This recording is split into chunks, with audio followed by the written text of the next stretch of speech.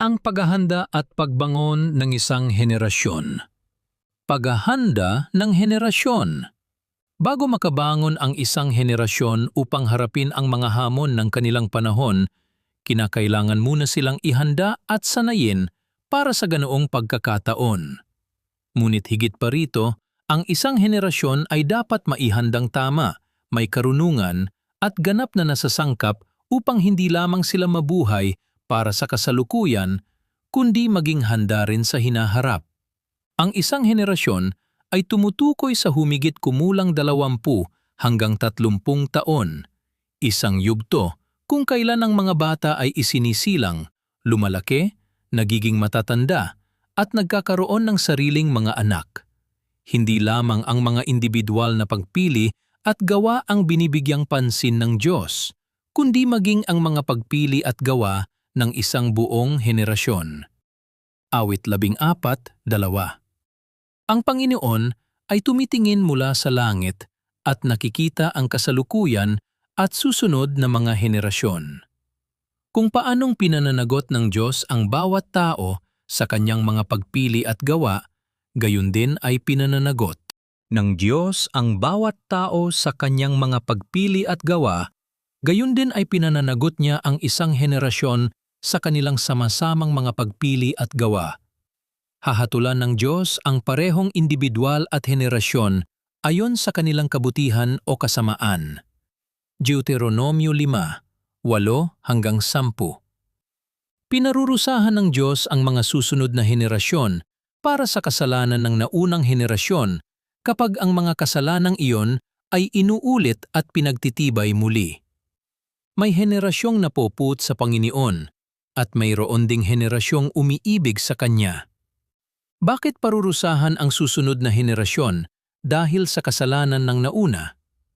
Hahatol ang Diyos kapag ang mga kasalanang namamana sa henerasyon ay inuulit at pinagtitibay ng mga anak. Ang mga desisyon at kilos ng kasalukuyang henerasyon ay maaaring makaapekto sa mga susunod na salinlahi. Sa teolohiyang Pentecostal, may konsepto ng tinatawag na generational curse o sumpang namamana na nagsasabing may ilang kasalanan o sumpa na maaaring maipasa mula sa isang henerasyon patungo sa kasunod. Nakikita natin ito sa buhay ng Israel. Sa Gawa 7:51, sinabi ni Esteban na ang mga kasalanan ng nakaraang henerasyon ay inuulit sa kanyang panahon. Ang susunod na henerasyon ay maaaring magpatuloy sa maling gawain at asal ng mga nauna sa kanila. Mahirap putulin ang masasamang gawi. Kung paanong ang sakit ay maaaring maipasa mula sa magulang patungo sa anak, gayon din ang mga ugali, kaisipan, asal, at maging kasalanan. Ngunit totoo rin na ang kabutihan, kabanalan, at mga birtud ay maaaring maipasa sa susunod na henerasyon. Awit 24:5-6 at 10. May mga henerasyong kilala sa kanilang pag-ibig sa Diyos. Deuteronomio 5:10. May mga maka-Diyos na henerasyon at makikita natin ito sa PMCC, ika-4 na watch. Sa kasaysayan, may isang sociologist at prison reformer na nagnanggalang Richard L. Dugdale na nag-aral sa buhay ng 2 tao noong ika-19 na siglo. Inihambing niya ang mga naging lahi nina Jonathan Edwards at Max Jukes. Mga inapo ni Jonathan Edwards, 13 pangulo ng kolehiyo, 65 propesor sa kolehiyo, 75 opisyal ng militar, 80 lingkod bayan, 60 may akda, 60 doktor, 30 hukom, 100 pastor, 100 abogado, 3 senador ng US, 1 pangalawang pangulo, mga inapo ni Max Jukes, 310 namatay na mahirap, 150 kriminal, 7 mamamatay tao, 100 plus lasinggero, 100 at 70 babaeng nagbenta ng aliw. Si Jonathan Edwards ay isang revivalist preacher noong panahon ng 13 colonies ng Amerika. Pinangunahan niya ang pinakamahabang revival na tinawag ng mga historiador na The First Great Awakening. Isa sa kanyang tanyag na sermon ay Sinners in the Hands of an Angry God. Dahil dito, maraming tao ang nagsisi at bumalik sa Diyos. Si Max Jukes naman ay kabaligtaran. Siya ay inilarawan bilang isang hindi edukadong tao at mahilig sa alak.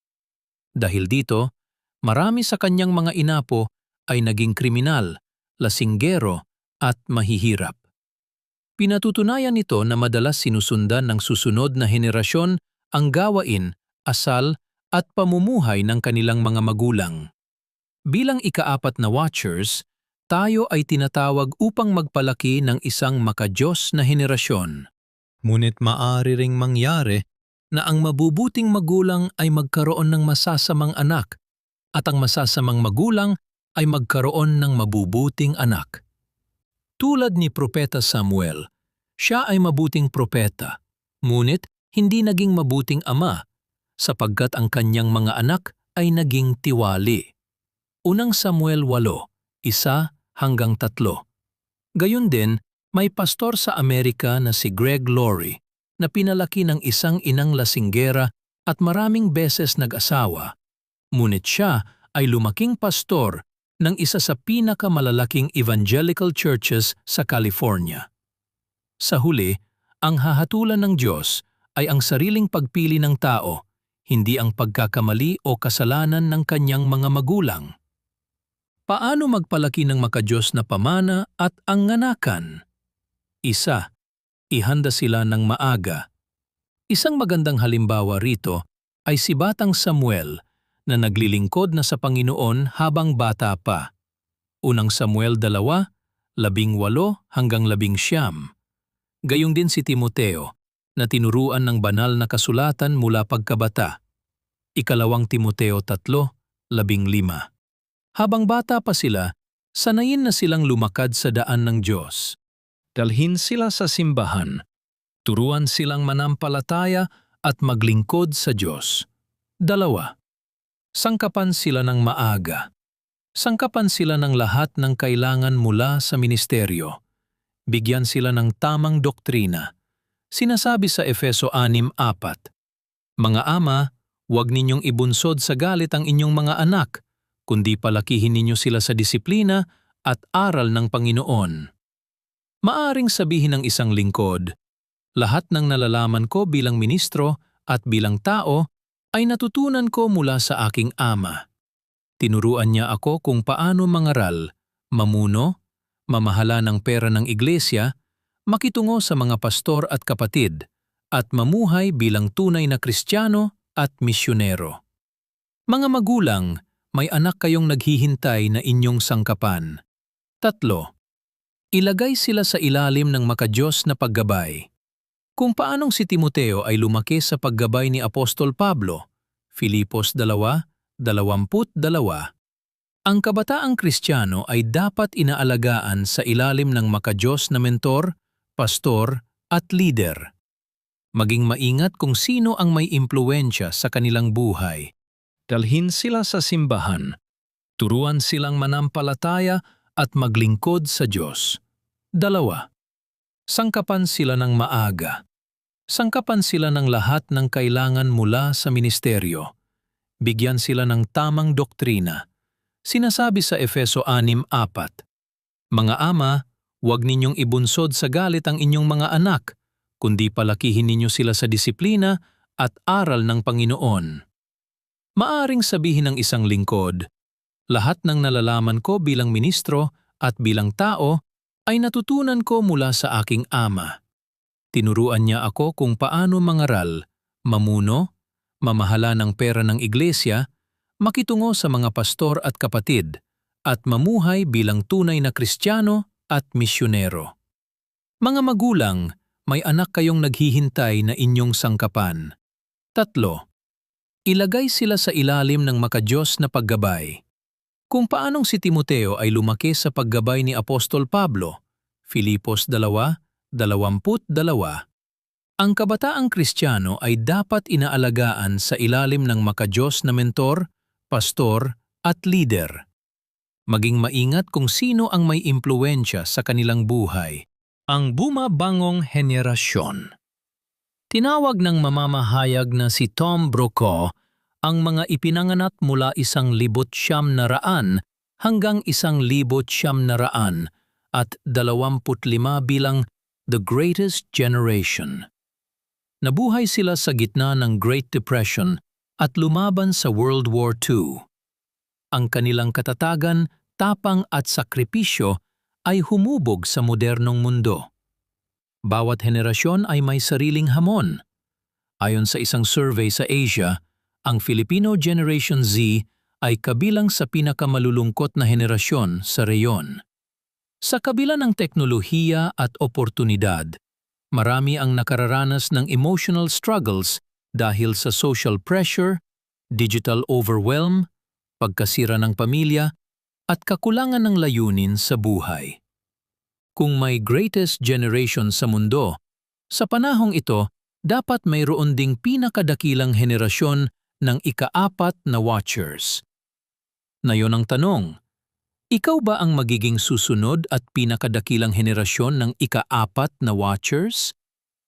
Huwag mong hayaang tukuyin ka ng mga kahinaan, limitasyon o kapintasan ng iyong henerasyon. Alalahanin at panghawakan ang makadiyos na pamana na mayroon ka. Sa iglesia at mula sa iyong mga magulang. Unang Timoteo 1:5. Tulad ng laging sinasabi ng ating yumaong Apostol Arsenio, daigin niyo kami. Maaari kang maging pinakadakilang henerasyon ng ika-4 na Watchers. Kailangan mong bumangon. Tugunin mo ang agarang tawag ng iyong mga leader. Ang Diyos ang ating leader at ang kanyang apostol ang nangungguna sa iglesia ngayon. Sagutin mo ang pinakamalaking pangangailangan ng iyong henerasyon, ang pandaigdigang misyon at pagpapalawak ng iglesia.